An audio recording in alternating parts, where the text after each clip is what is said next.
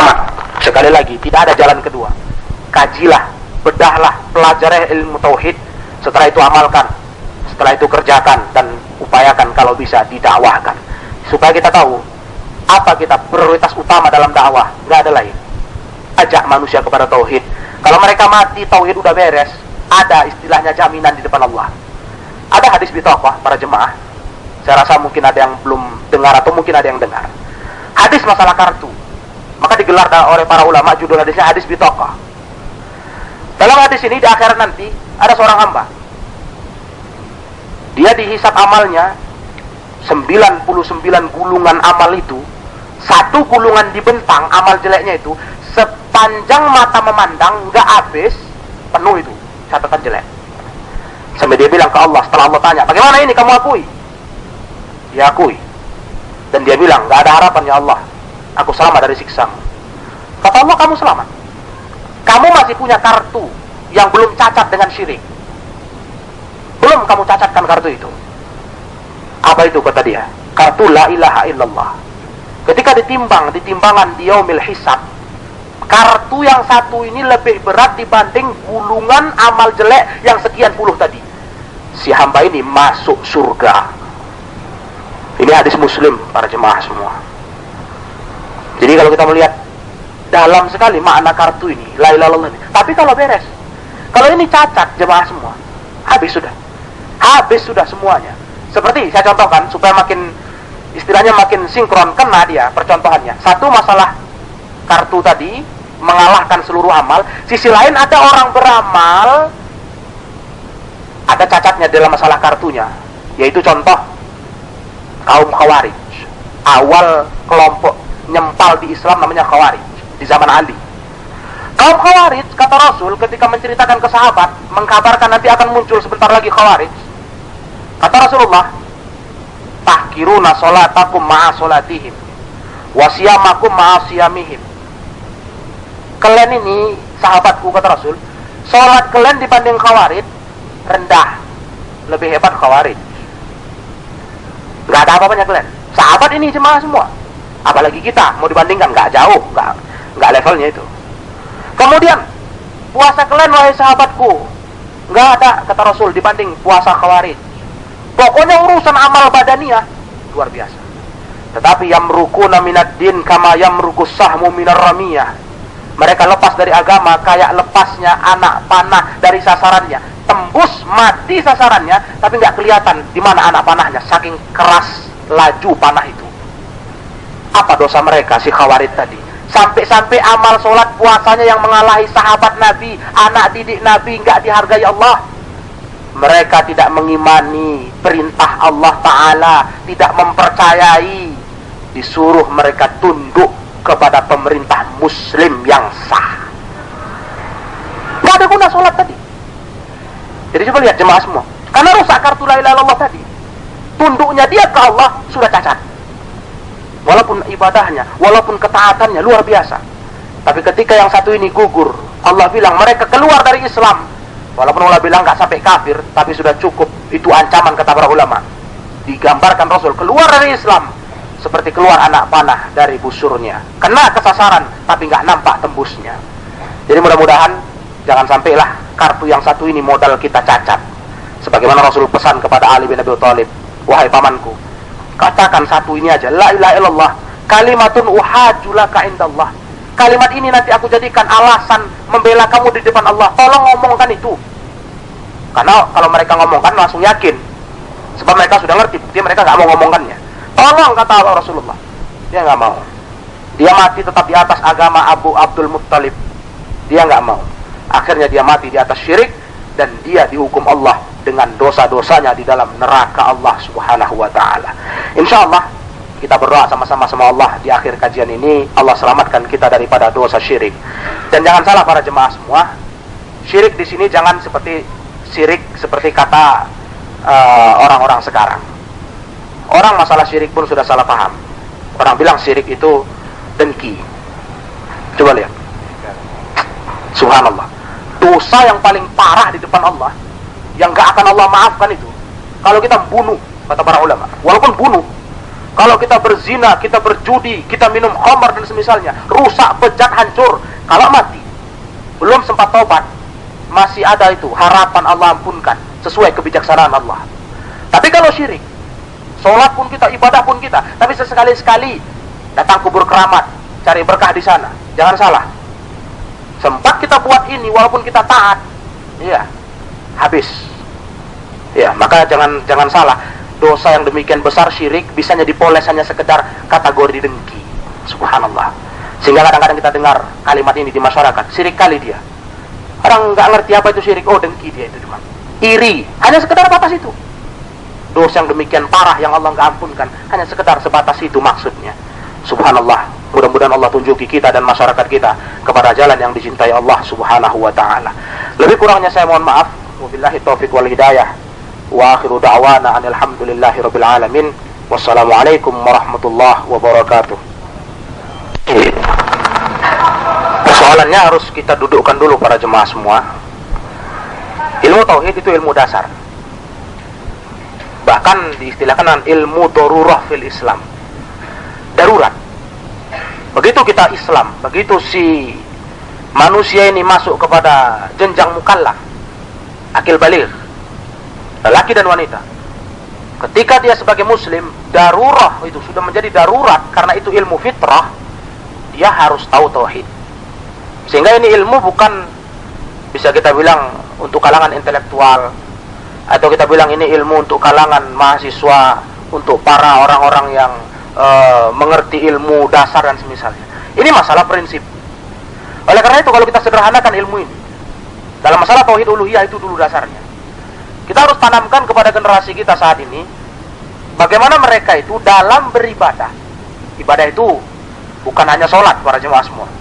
Saya coba buka definisi ibadah menurut seorang ulama besar ahli sunnah yang bergelar Alu Syekh dengan nama Syekh Abdurrahman, yang beliau sudah wafat dan bermukim di Saudi, ya. Beliau bilang ibadah itu adalah ismun jami' likulli ma yuhibbuhullah wa yardah min qaulin wa amalin zahiran wa batinan. Ibadah itu sebuah nama, ya, ismun jami', sebuah nama untuk seluruh yang Allah suka dalam sebuah amal, baik itu amal atau omongan atau keyakinan, nampak atau tidak. Jadi bagaimana kita posisikan, kita serukan ke masyarakat dalam yang namanya ibadah yang Allah cinta. Kalau mau mempositifkan itu Allah cinta atau tidak, harus ada tuntunan Rasul, itu jangan lupa. Artinya Rasul sudah ajarkan, contoh, apa berkorban. Kan Rasul sudah ajarkan, berarti Allah cinta. Tanamkan ke mereka, korbanmu jangan persembahkan kepada selain Allah. Sederhana saja. Itu hak Allah itu, serahkan kepada Allah. Contoh. Kemudian apa lagi? Bertawakal, bersandar kepada Allah. Rasulullah ajarkan, berarti Allah cinta. Ajarkan kepada generasi muda kita. Tawakalmu, keyakinan kamu, tempat bergantungmu kepada Allah. Jangan pernah berikan kepada selain Allah. Kemudian apa lagi? Tempat berlindung. Begitu juga. Ketika mereka takut, butuh perlindungan begini-begini, ya, maka kita tanamkan ke mereka. Karena Rasul ajarkan, tempat berlindungmu kepada Allah. Buktinya apa Rasul ajarkan? Saya bawakan dalilnya. Waktu itu Ibnu Abbas masih kecil. Nama Ibnu Abbas sudah masyhur. Masih kecil. Abdullah bin Abbas. Ketika beliau masih kecil, Rasul panggil, "Ya gulam, idza sta'anta fasta'in billah." Kalau kamu minta tolong sama Allah. Jadi masih kecil para jemaah semua, masih belia, udah diajarkan itu. Ini bukan ceritanya kita, pembahasan kita kelasnya kelas mahasiswa atau kelas lagi para intelektual, enggak hanya itu. Ini mendasar sekali dalam Islam. Sampai Rasul waktu masih kecil diajari Ibnu Abbas ini. Ya gulam, hadisnya begitu. Wahai anak muda, kalau minta tolong, kamu minta tolong sama Allah. Berlindung sama Allah. Jadi kita tanamkan berlindung kepada Allah. Ya, dalam seluruh kehidupanmu yakini Allah Ta'ala. Cuman ketika kita berlindung kepada selain Allah dengan pengertian secara hukum dohirnya, hukum kemampuan normal dia bisa melindungi, boleh. Rasulullah waktu perang pun, ya, waktu beliau memerangi kufar, Rasulullah berlindung kepada kaum Yahudi ketika beliau menghalau kaum musyrikin Quraisy dengan minjam senjata mereka. Mereka mampu. Jadi nanti ada pembahasan lagi kalau kita terus mengkaji, Ada minta tolong, ada perlindungan, minta perlindungan yang boleh kepada makhluk, tapi dengan batasan yang dia mampu. Tapi kalau kepada jimat, mampu dia, kita pijak pun dia nggak bisa bela diri benda itu. Dia tidak mampu, para jemaah semua. Jadi begitu penanamannya kepada generasi muda. Sederhana saja. Pokoknya setiap yang Allah cinta, amal apapun, keyakinan apapun, omongan apapun, yang nampak maupun yang tidak nampak, serahkan kepada Allah, karena itu adalah ibadah. Sehingga ibadah sangat luas lingkupnya. Jangan pernah berikan kepada selain Allah subhanahu wa ta'ala. Wallahu a'lam. Dalam masalah doa, sebelum saya jawab pertanyaan tadi, ada hadis bunyinya begini: ad-du'a'u wal ibadah. Doa itu adalah ibadah. Jadi doa, jangan salah jemaah semua, itu ibadah. Iya. Karena doa itu Allah perintahkan dalam Al-Quran. Serulah aku, kata Allah, aku jawab kalian, astajib lakum. Karena Allah suruh, dia ibadah. Karena Allah cinta kalau dikerjakan. Secara prinsip, namanya ibadah jangan kasih kepada selain Allah.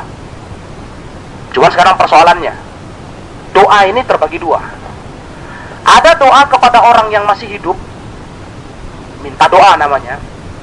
Ada doa kepada orang mati, yang dia nggak mungkin ngabulkan doa kita, artinya untuk nyampaikan kepada Allah, karena dia nggak dengar, ya. Nah, dan ini haram. Untuk orang masih hidup, sahabat pernah buat sama Rasul. Ya Rasulullah, doakan aku termasuk ahlil jannah yang nggak masuk hisab, artinya yang masuk surga tanpa hisab.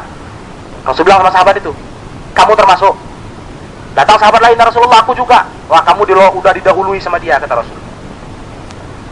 Ini kejadian para jemaah. Jadi Rasul mampu mendoainya, Rasul masih hidup. Tapi kalau doa kepada kuburan, walaupun dia wali, walaupun orang soleh, kata orang sekarang, walaupun orang bilang mungkin dia dibilang nabi bagi mungkin. Ada orang bilang di kuburan di Yordan, ada bilang di Irak kuburan Nabi Daud, Nabi Sulaiman. Walaupun begitu, entah iya entah tidak kuburan itu, bagaimana mungkin dia ngabulkan doa kita untuk disampaikan ke Allah? Dengar pun dia tidak. Karena hadis Sahih bilang, nggak ada yang didengar oleh orang mati dari orang hidup. Sebagaimana kita orang hidup nggak mungkin mendengarkan apa yang dialami orang mati dalam kuburnya.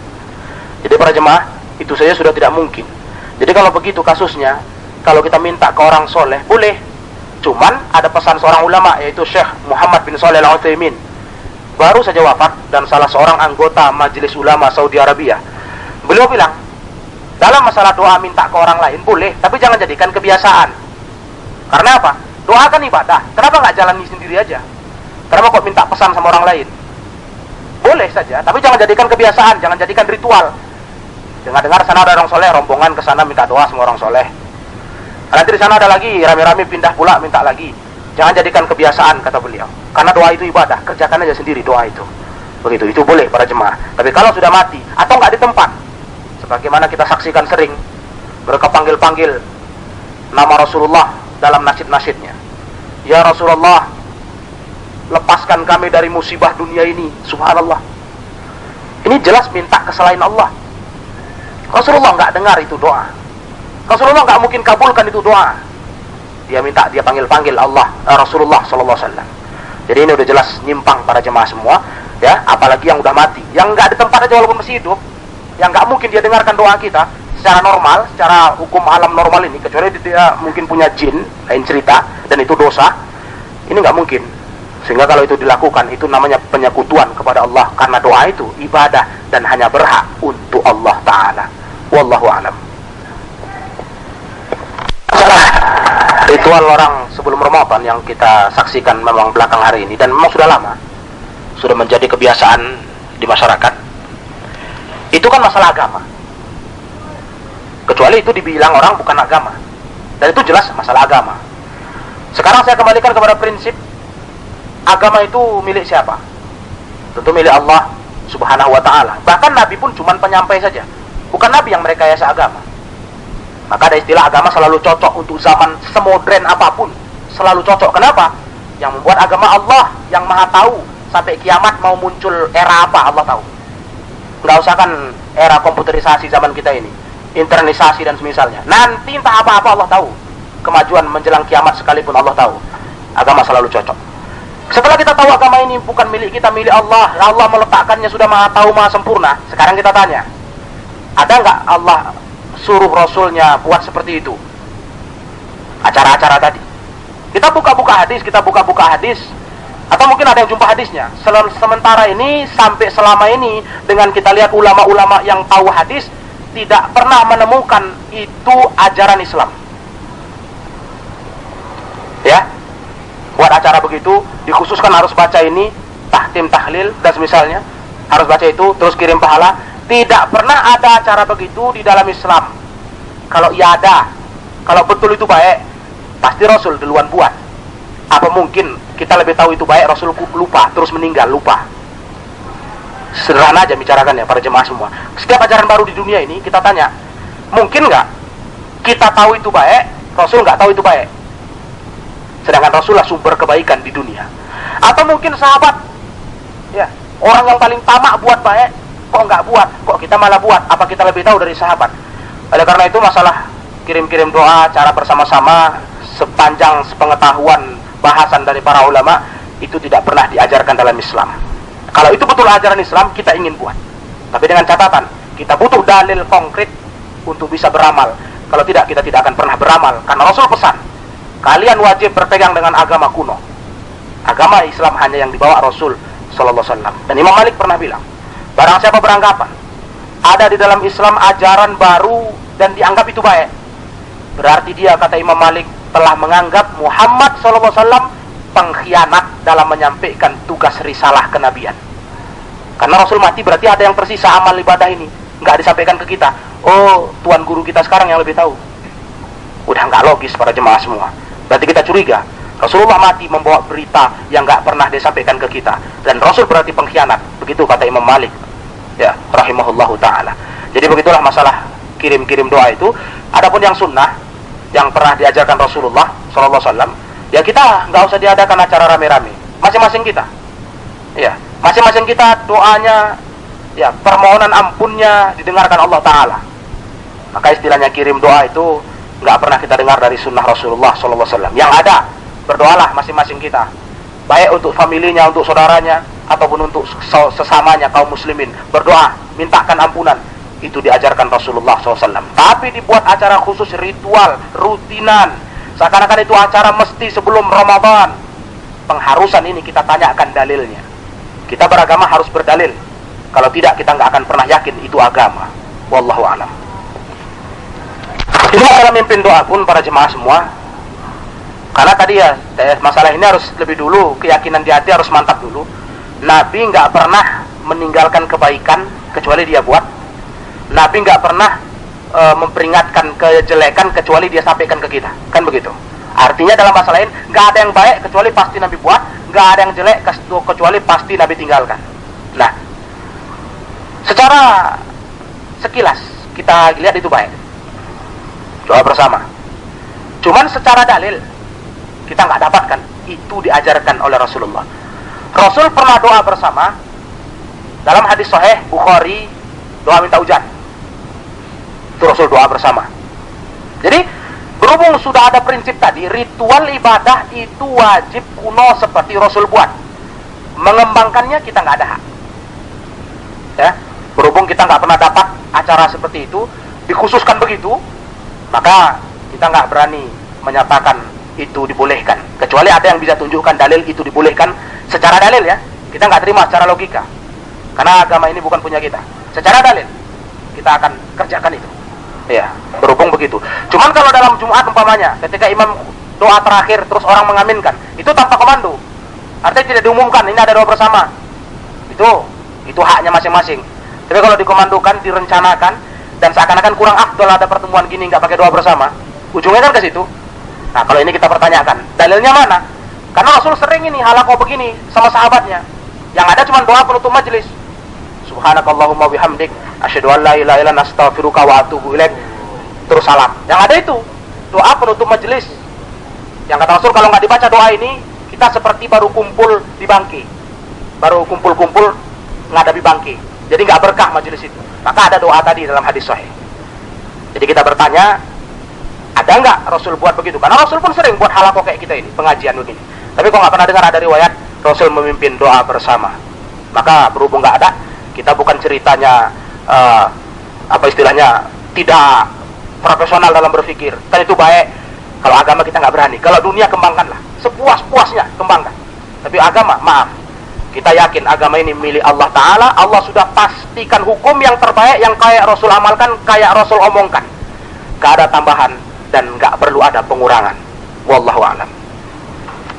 Jadi kalau Ya itu juga Pak, sama. Berhubung tadi kita sudah punya pegangan bersama harus berdalil. Sejauh ini kita gali dalilnya, dan kita lihat ulama yang menggali juga dalam buku-buku panduan sholat tarawih dalam berbahasa Arab. Kita tidak dapati dalilnya. Ya. Nah, jadi berhubung kita tidak dapati dalilnya, di sela-sela rakaat itu ada, ya istilahnya dipandu Bilal.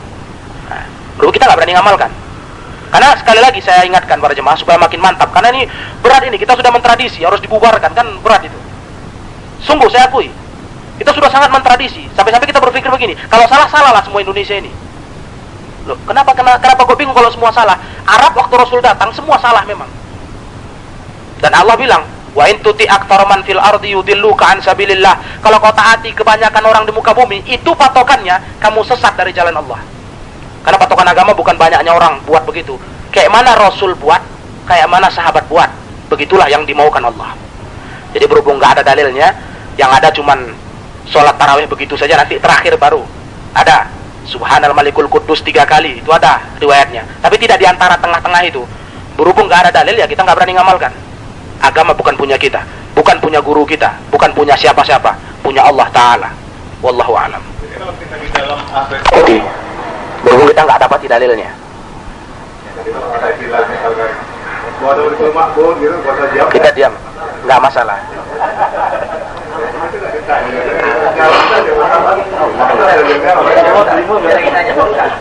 Jadi dalam jadwal seling dalam berjemaah berdoa imam yang memimpin, dan terakhirnya mengirim al-fatihah dan nabi. Tahu saya mana yang benar? Kita kepada Nabi mengirim selawat atau mengirim al-fatihah? Ya. Jadi mohon dijelaskan dalil ini bagaimana cara. Sebenarnya mengirim salawat saja pun tidak pernah dipesani Nabi. Jadi nggak usah kan al-fatihah. Karena yang ada masalah salawat begini. Hadisnya begini bunyinya. Kata Rasulullah SAW, barang siapa yang dia mendengarkan orang bersalawat kepadaku dan dia tidak juga bersalawat, tidak kita juga ikut bersalawat ketika mendengarkan disebut namaku, dia itu orang yang kikir, kata Rasulullah. Jadi yang ada hadisnya, kalau kita mendengarkan nama Muhammad begitu, sallallahu alaihi wasallam, kita nggak salawat, kita orang yang paling kikir, kata Rasulullah. Begitu dalam hadis riwayat Muslim. Jadi kalau yang ada itu bukan disuruh ngirim salawat, tapi bersalawat ketika mendengar nama Rasulullah disebut. Nah itu. Bagaimana dengan kekhususan perbanyaklah salawat pada hari Jumat? Iya.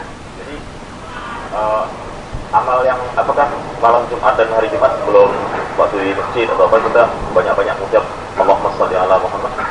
Jadi masalah ini nanti kaitannya dengan amal di dalam Jumat, karena itu satu paket.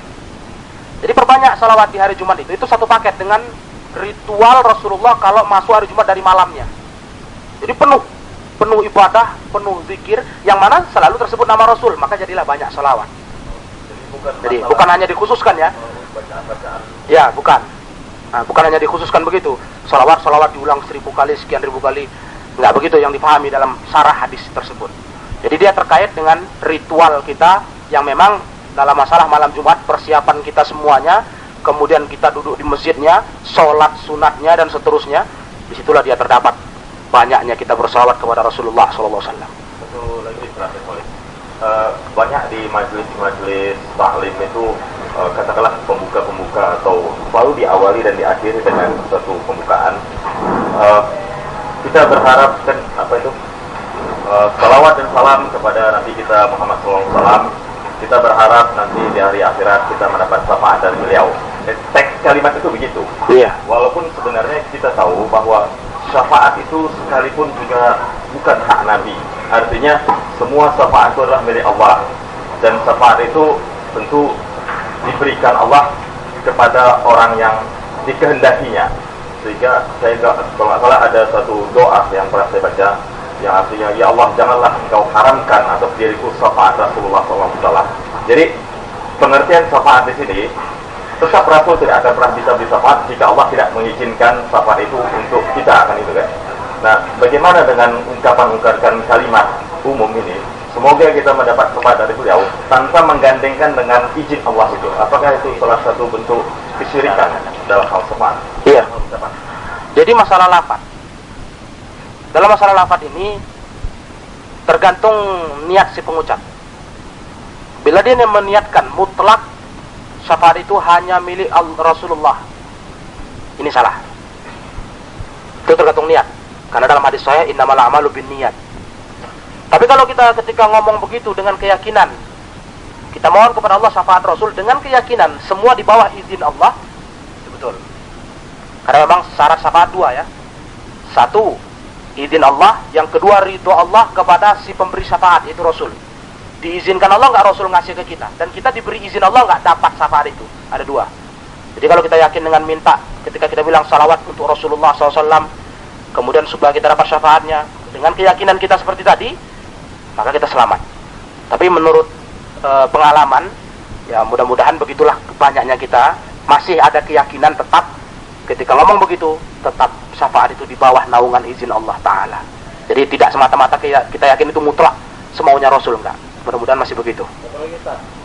Kalau kita seperti kami pengajar, misalnya ngajar, kita berniat mengajar sungguh-sungguh begitu. Bagaimana kita kaitkan itu sebagai bentuk ibadah kita kepada Allah? Iya. Jadi dalam masalah ini ada dua bab ilmu. Ada hadis kan, talabul ilmi faridatun ala kulli muslim.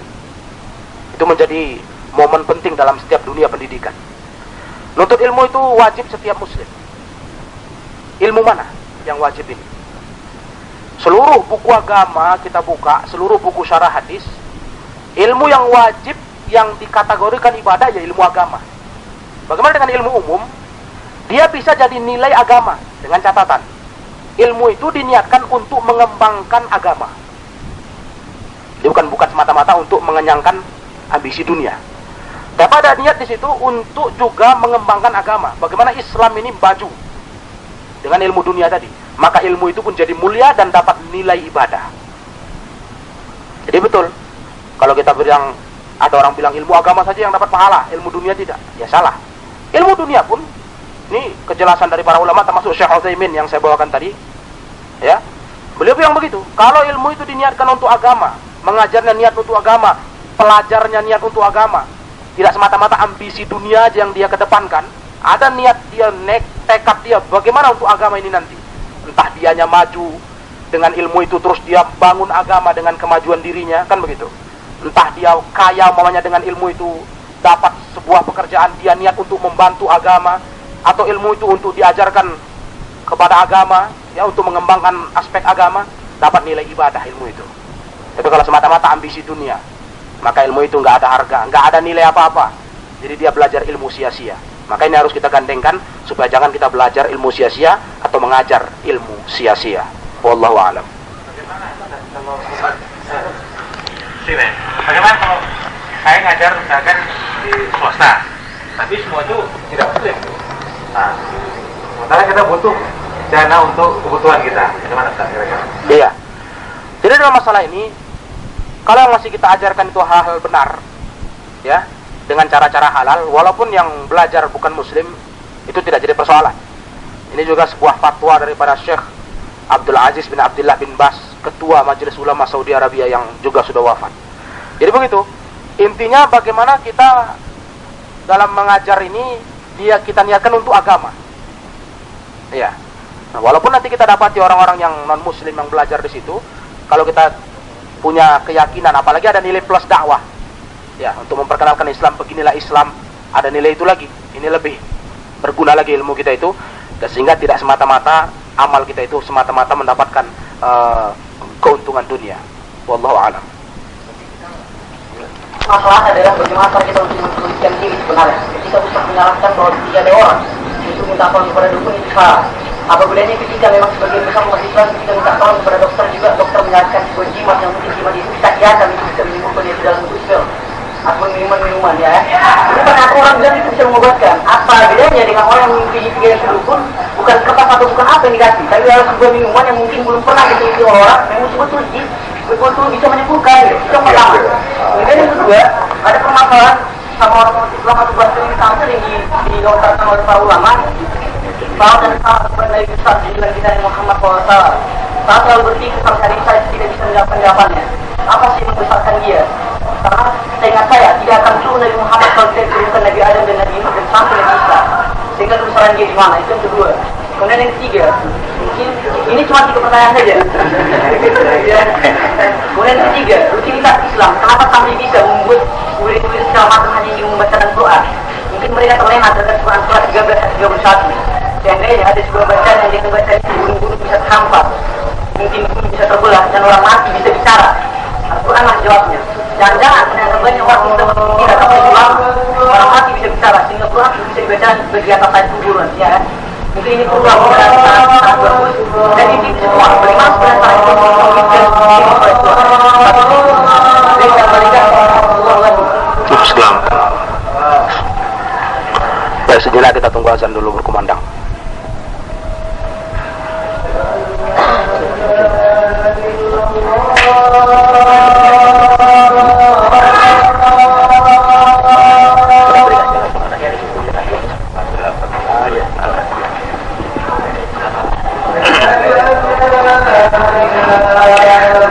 Bapak-bapak, ibu-ibu, adik-adik mahasiswa sekalian, kiranya kita break aja dulu sebentar, ya. Baru nanti setelah sholat asar, mungkin Ustadz masih ada kesempatan untuk menjawab 3 pertanyaan dari mahasiswa tadi. Oke, sementara kita tutup untuk melaksanakan sholat asar. Assalamualaikum warahmatullahi wabarakatuh. Cocok enggak dengan maunya Allah dan Rasulnya? Jadi tidak asal jalan. Itu kalau mau ditanya bagaimana kita bertauhid sekarang ini secara praktis begitu. Sebelum bertindak, sebelum berbuat, pikirkan dulu. Yang saya kerjakan ini cocokkah dengan aturan tauhid, dengan etika tauhid, atau bertolak belakang? Makanya nggak ada lain kembali ke ilmu. Belajar tauhid itu yang diutamakan, diprioritaskan. Kemudian yang kedua, masalah tadi perdukunan. Sebenarnya bukan saya yang larang. Tadi kan saya bawakan hadisnya itu dari hadis Rasulullah SAW. Yang pertama, kenapa dia beda dengan kedokteran? Satu, jawaban ringkasnya adalah yang membedakan Rasulullah. Rasul tidak pernah ngomong dari nafsunya. Itu jaminan Allah dalam surat An-Najm. Wa ma yantiqu 'anil hawa in huwa illa wahyun yuha. Muhammad itu sallallahu alaihi wasallam tidak pernah ngomong dari nafsunya. Yang dia omongkan wahyu yang diwahyukan Allah kepadanya. Jadi setiap omongan dari mulut Rasulullah sallallahu alaihi wasallam pasti benar. Termasuklah diantaranya larangan berdukun. Cuman persoalannya, apa beda?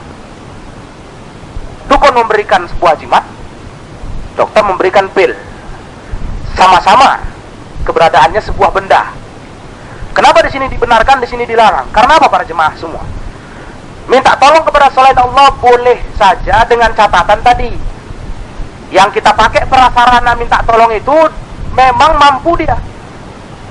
Iya, dan terbukti secara uji terbukti itu betul obat. Nah, maka ini dibenarkan.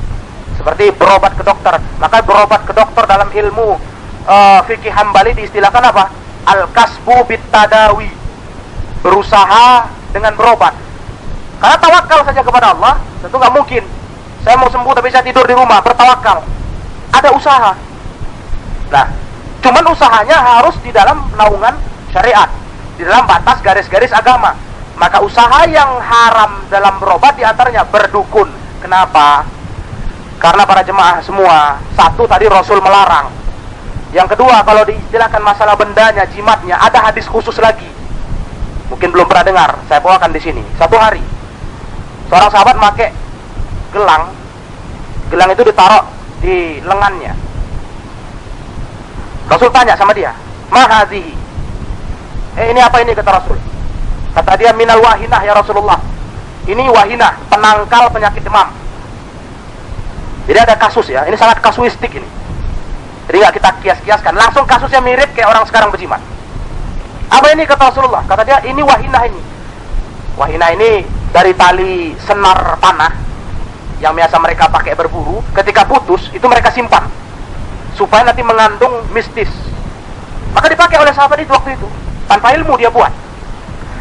Apa ini kata Rasul? Dia bilang ini wahina. Wahina itu penangkal demam ya Rasulullah. Rasul bilang sama dia, inziha fa innaha law mitta wa hiya 'alaika ma aflahta abadan. Cabut ini kata Rasul, buang.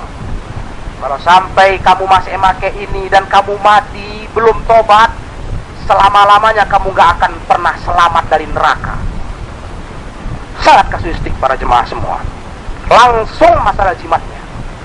Jadi ya, kalau sudah begini Rasul cakap. Ya, kecuali kalau kita udah sepakat Rasul nggak junjungan kita, itu lain cerita. Kalau kita masih sepakat inilah kata junjungan kita Muhammad SAW, kita angkat tangan. Pasti benar. Karena Allah jamin dia nggak pernah ngomong dari hawa nafsunya. Kemudian keberadaan Rasul tadi juga, kenapa kok dia diistilahkan dalam pertanyaan ketiga Nabi besar? Apa sih kelebihan Rasulullah itu? Kan sama saja. Bahkan dia termasuk keturunan Nabi sebelumnya. Kenapa kok dia yang istimewa? Sebenarnya yang mengatakan dia istimewa itu langsung Allah Ta'ala melalui lisan Rasulnya. Dalam hadis sahih riwayat Bukhari, Rasulullah pernah bilang, ana sayyidu waladi Adam wala fakhra. Aku, kata Rasul, penghulu tuan dari seluruh anak Adam dan gak ada sombong dengan omonganku ini. Cuman istilahnya dalam dialek kita mungkin Indonesia, Nabi besar, kan begitu. Ya, dalam bahasa Arabnya sayyid, tuan, penghulu seluruh anak Adam tanpa terkecuali. Dan Rasulullah adalah khatimun nabiyyin. Saking utamanya Rasulullah itu, sampai-sampai nanti setelah kita ini semua mati datang kiamat, semua dikubur, awal bangkit itu yang awal siuman bangun, itu Rasulullah SAW. Dan nanti ada syafaat yang istilahnya syafaat kubro. Nabi manapun ketika diminta syafaat sama manusia, tolak. Minta ke Nabi ini, minta ke Nabi ini, terus dibuang-buang itu. Rombongan manusia minta syafaat, sampai semua menunjuk ke Rasulullah. Rasul beri syafaat kepada manusia. Jadi kalau cerita Rasulullah itu apa sih beda kelebihannya? Terlalu banyak. Termasuk satu aja tadi itu. Rasul langsung menyatakan, aku tuan penghulu seluruh anak Adam, dan ini nggak sombong aku, kata Rasulullah SAW. Maka Rasul walaupun dia sebagai itu, dia nggak mau dipuji-puji. Dalam satu hadis Rasul bilang apa? La tatruni kama atratin nasara Isa ibna Maryam. Umatku, jangan muji-muji aku berlebihan kayak Nasara memuji berlebihan Isa anak Maryam alaihissalam. Innama ana abdun faqulu Abdullah wa rasuluh. Aku ini hamba, bilang saja Muhammad hamba Allah dan Rasulnya sallallahu alaihi wasallam. Jadi walaupun beliau demikian derajatnya tinggi, nggak butuh disanjung-sanjung, tapi tetap walaupun beliau nggak butuh disanjung-sanjung berlebih-lebihan, tapi namanya sanjungan kepada beliau sudah haknya. Tapi berlebih-lebihan jangan. Ya, kita yakin Rasul memang Nabi besar, Nabi utama dari seluruh Nabi yang ada. Begitulah pernyataan Allah Ta'ala. Apalagi di hari kiamat nanti Rasulullah SAW tegas-tegas bilang menjelang hari kiamat ketika turunnya Isa. Nanti kalau turun Isa, kata Rasulullah, dia sholat di belakang Imam Mahdi. Imam Mahdi ini keturunan Nabi Muhammad SAW. Ikut Nabi Isa, ke agama Nabi Muhammad. Bahkan waktu ada orang Nasara bilang begitu, aku ikut agama Nabi Isa. Kata Rasul apa? Kalau sekarang muncul Nabi Isa, dia pasti ngikut aku. Boleh buka itu Sunan Nabi Daud.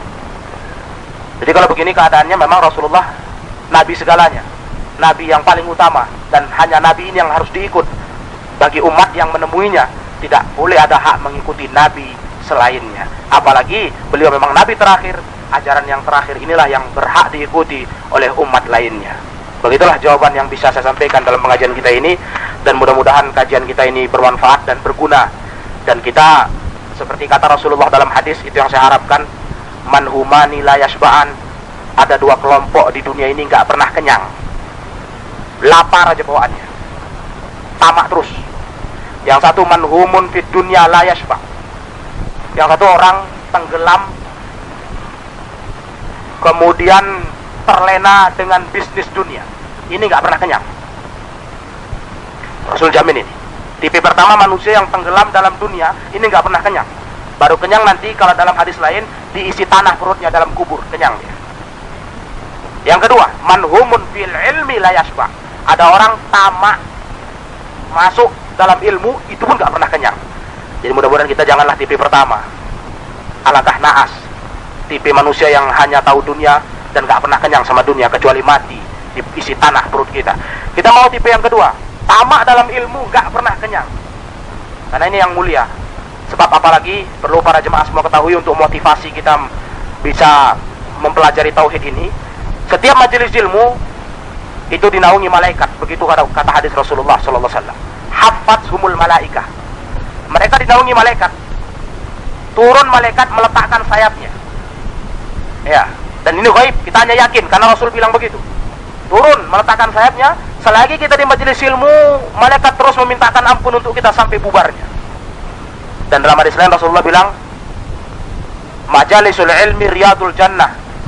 Fartau, majelis ilmu itu kebun surga, cari kebun surga itu. Jadi adalah suatu kemuliaan yang sangat. Kalau kita bisa konsepkan mempelajari agama ini, ya supaya jangan jadi dia nomor 2. Ya, di tengah-tengah kita mempelajari urusan dunia. Karena agama itulah yang pertama, dan itu yang akan jadi pertanggungjawaban kita di depan Allah Subhanahu wa taala. Wallahu taala alam. Subhanakallahumma bihamdik asyhadu an la ilaha illa anta astaghfiruka wa atubu ilaik. Wassalamualaikum warahmatullahi wabarakatuh.